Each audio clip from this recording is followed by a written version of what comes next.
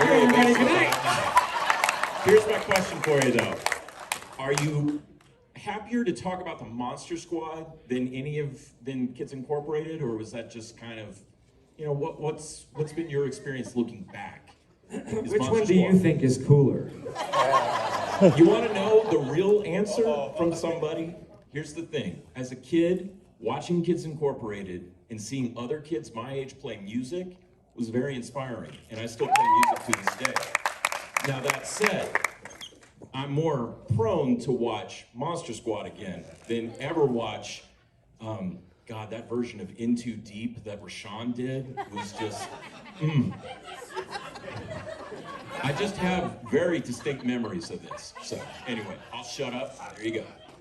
Is there an Adults Incorporated this guy can be a part of? Brian, Is that a question? Sure. Didn't someone come up to you at Texas Frightmare with the Kids Incorporated cassette and had you sign it? Yes. Cool. I had never seen a cassette of that before. I'd seen the LPs and things like that, but I'd never seen a cassette. So yeah, sure. You know what? The thing is, it's work. It was the very first thing I ever did in my life, professionally. It was the very first audition I ever went on. I wanted to do something professionally. And I went on this audition. It was a cattle call. And I just stood in line for hours. And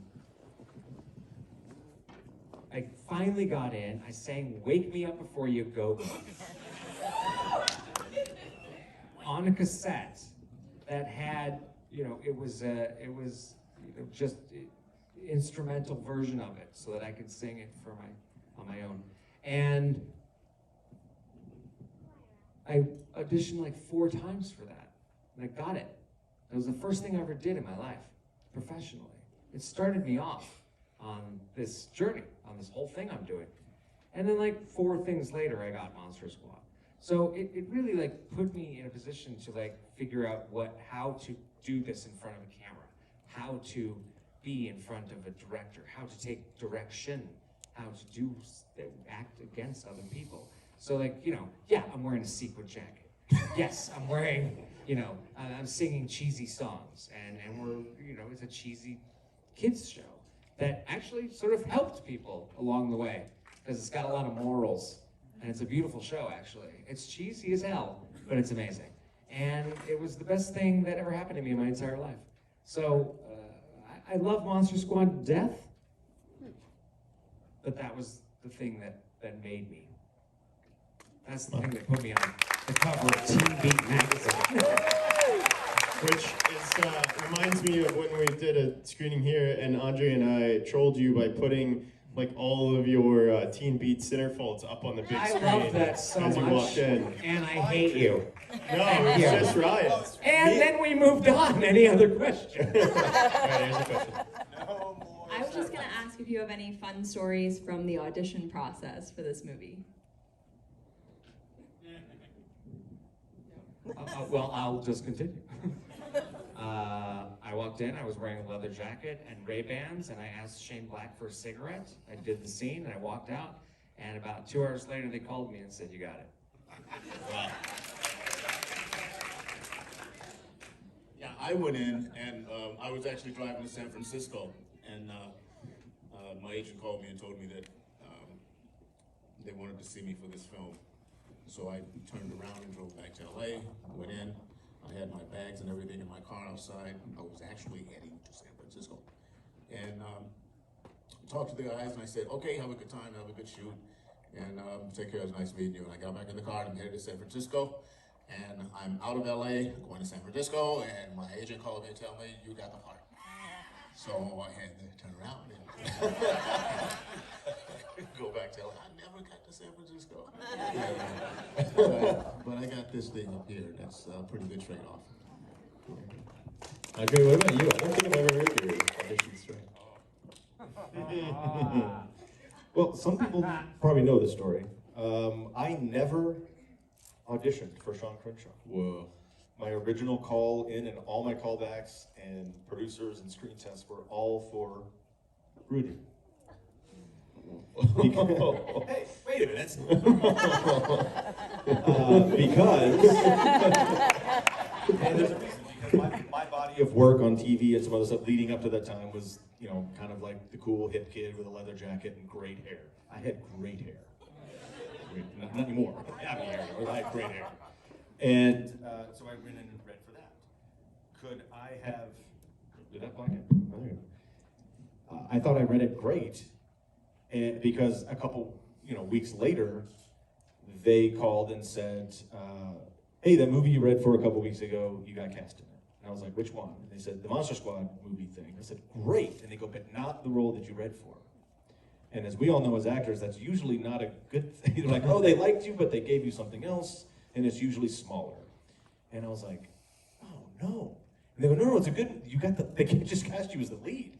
You're the Sean character, and you're the lead. And I went, no. Rudy's the cool kid. He kills more monsters. He has the leather jacket. He shoots a bow. He gets the girl. I'm like, ah. And I'm like, no, this is a good thing. Now, after a couple weeks, hours of being frustrated and not understanding that, and then realizing, could I have played Rudy? Sure. I would have been sort of probably a little cornier, laid back, kind of Rudy, kind of bubbler. But I know exactly, over the years, I've realized that every single person that's in this movie, everybody read for this movie for all these other parts, and everybody ended up exactly where they're supposed to be. And the reason I know I write to Kid Rudy is because Ryan went in and murdered his audition. And they went, that's it. And then luckily, as fortunate as I can ever be, someone in that group said, remember that kid we read for Rudy, but could he be Sean? And I wasn't in the room with it, and they said yes. And that's one of the most fortunate things that's ever happened. Wow. That's a great story. I think there was a lot of Fred in Sean. Like, I think that he saw himself in you. Like, Yeah. he felt that was. I think Shane saw me in him. I thought that it was an amazing dynamic between the two characters that they had written, and I think it crossed over into our personal lives, because this is one of my best friends in the world. But I am so much cooler than you. He ain't lying. Well, what about for you guys? Was it a physicality? Was it a stunt background? What kind of? Yeah, for me, a friend of mine, I looked in this. There was in Variety, Variety magazine, and there was a small ad, and it said, "Looking for male, anorexic type." and it's kind of like, he says, you should go for that. And I've always been like really super skinny. And it's like, he said, go for it. And so I made the call, and I auditioned I actually went to the studio to audition. And Fred Decker was there, and someone else in there in some heated argument or something. He says, hey, how you doing? He says, okay. He says, walk across the floor. And I walked across the floor, and I was dragging my feet and how much the monsters I had seen, in the older movies and everything. He says, okay, now, walk across the floor again, and do something with your hand. So, like that. Says, okay, and then I did all this stuff with my shoulder and everything. He says, okay, and he's getting back to his argument, whatever. And he goes, okay. Then he goes, as far as I'm concerned, you got the part. And so I went back, and the following day I went to work, and I got this call. It says, hello, is this Michael Reed McKay? I said, yes. He said, and this woman said, well, congratulations. You are going to play the part of the mummy in the Monster Squad. And I'm thinking, at that point, I went, I'm not in second. It goes, we'll take care of everything. And I want to tell you again, congratulations. I hung up the phone, and I'm like, and a friend of mine is standing there, and he's looking at me and goes, Mike, what? And I said, I'm in a movie. And that was because that's how I got to my plan. Wow. That's good. All right, we get time for one more, and we'll go up front. That way I just don't have to walk anymore. Let me make a couple of comments. Yes, please. And then I'll Yes. pass it, because I might not get the chance to do this again. So today is my 80th birthday. Woo! And the reason I'm telling you that are two things. When I look back at all the work I've done over these years, I got that part in Monster Squad. I walked in, and the executive producer's name was Peter Yates. He said, "You're here because my wife saw your series called The American Dream, and you're the daddy in that, and she loves you. Do you want this part?" I said, "Yes." He said, "You got it. Goodbye." Now, I don't say that out of any kind of narcissism, because when I look back, probably some of my best work was ever done because I was really playing from my experience straight. I was a father, and I still am a father, grandfather. But more importantly, when I look back, I see that the film, even though it has a satire to it, has an ultimate, more important purpose.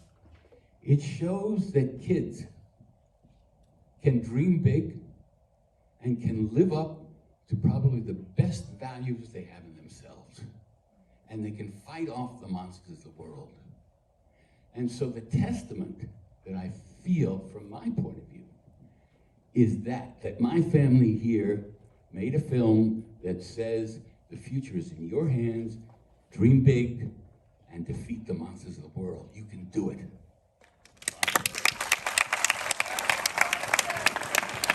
Well said. Well said. All right. Last question. Here we go. Well, I went to go see Monster Squad, I think opening weekend, because I was a Kids Incorporated fan. Wait, you saw this in the theater? I saw this in the theater. Wow. You're the one. Yes, I saw it in the theater. Now I am having my kids watch this movie, and I just want to say, Ryan Lambert, you brought me to this movie, but I absolutely love it, and my 3 kids have grown up watching it. I forced my sister to sing Kids Incorporated songs with me. I was in the fan club, so. I dare you to sing the theme song right now. Oh, God. My question is actually, can I have a picture with you? What's that? Ryan, may I have a picture with you? Of course. Oh my gosh. We'll do it after. Okay. Yeah, we'll do it after. Okay, I know I said. You have to, hang on. You have to sing it. You said You it. have to sing it. This is happening. We'll do it together. We'll do it together. Ready? Wait, Just do the hold on. first part. Ready? Hold on. We're getting on this on video, so I can blackmail Ryan later. Ready? We're Kids Incorporated. K-I-D-S. Yeah, Kids Incorporated. K-I-D-S. Whoa. Looks like we made it. Kids Incorporated.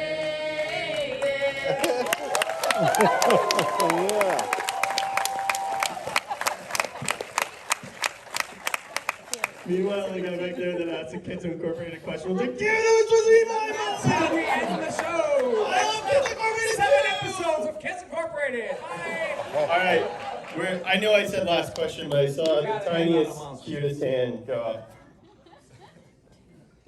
Are you ready to ask your question?